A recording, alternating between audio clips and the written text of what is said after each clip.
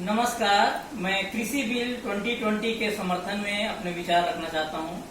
The farmers produce trade and commerce promotion and facilitation bill 2020 and the farmers empowerment and protection agreement of price assurance and farm service bill 2020 को लोकसभा ने 18/9/2020 को ध्वनिमत से पारित कर दिया। अब इसे राज्यसभा में रखा जाएगा।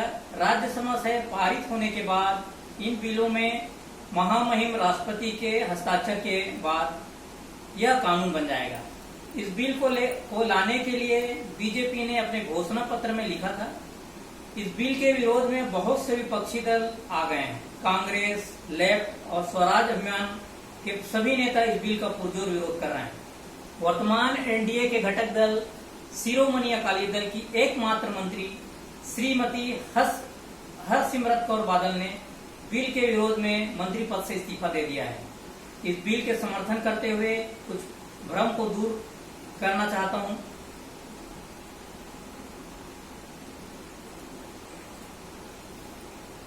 भ्रम यह है कि केंद्र सरकार विभिन्न राज्य सरकारों द्वारा लागू किए गए एपीएमसी कानून को रद्द कर रही है, जबकि सच्चाई ये है कि ये बिल एपीएमसी अधिनियम, जो कि राज्यों का एक अधिनियम है, को किसी भी तरह से प्रभावित नहीं करता है। दूसरा, कृषि बाजारों के बाहर हो रहे व्यापार को नए कानून के तहत कवर किया जाएगा।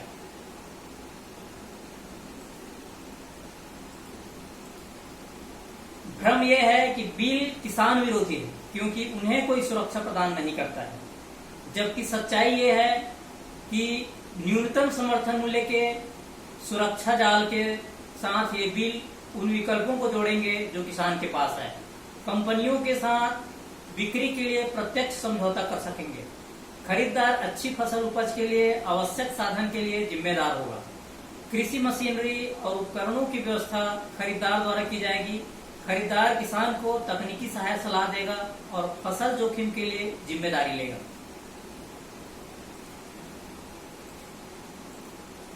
भ्रम यह है कि कृषि बिल साजिश है किसानों को न्यूनतम समर्थन मूल्य के सुरक्षा जाल से बाहर निकालने के लिए, जबकि सच्चाई ये है कि कृषि बिल से न्यूनतम समर्थन मूल्य प्रभावित नहीं होता है। न्यूनतम समर्थन मूल्य प्रणाली जारी रहेगी। किसानों को बेहतर मूल्य दिलाने के लिए अतिरिक्त व्यवसायिक अवसर मिलेगा। मोदी सरकार में किसानों के लिए न्यूनतम समर्थन मूल्य का कुल भुगतान बढ़ा है। धान 2.4 गुना, गेहूं 1.77 गुना और दलहन 75 गुना बढ़ा है। यह तुलना 2019 और 14 की तुलना में पिछले 5 वर्षों में किसानों को कुल न्यूनतम समर्थन मूल्य के आधार पर है।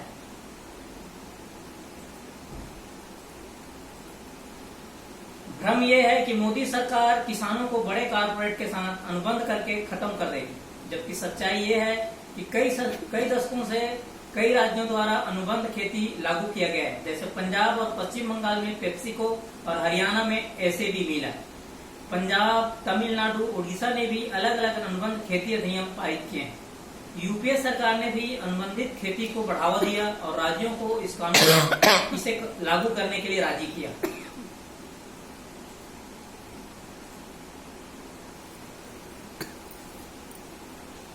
भ्रम यह है कि सरकार चाहती है किसान अपनी जमीनें पूंजीपतियों को बेच दें, जबकि सच्चाई यह है कि किसानों की भूमि की बिक्री, लीज या गिरवी रखना पूरी तरह से निषिद्ध है और किसानों की भूमि भी किसी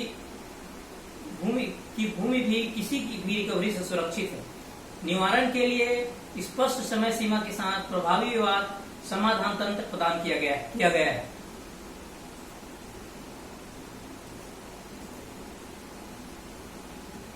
किसानों के न्यूनतम समर्थन मूल्य वृद्धि धान में 2.4 गुना, तिलहन में 10 गुना, गेहूं में 1.77 गुना और दलहन में 75 गुना बढ़ा है। यह आंकड़ा 2009 और 14 की तुलना में पिछले 5 साल के हैं। सरकार द्वारा न्यूनतम समर्थन मूल्य और ज्यादा खरीद से किसान को न्यूनतम समर्थन मूल्य भुगतान में वृद्धि हुआ है। सरकार द्वारा खरीदी में की तुलना करें तो 2009 और 14 के बीच में यूपीए सरकार और पिछले 5 साल की खरीदी की तुलना करें तो यूपीए सरकार में 2.06 लाख करोड़ रुपया, जबकि एनडीए वर्तमान सरकार में 4.95 लाख करोड़ रुपए। गेहूं यूपीए सरकार में 1.68 लाख करोड़ का भुगतान हुआ, जबकि एनडीए सरकार में 2.97 लाख करोड़ का।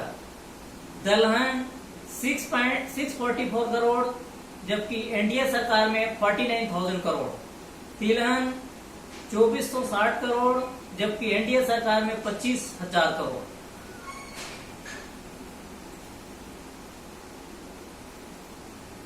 मेरे इस स्पष्टीकरण से लोगों का भ्रम दूर होगा और देश की जनता इस कानून को स्वीकार करेगी, यही मेरी अपेक्षा है। जय हिंद।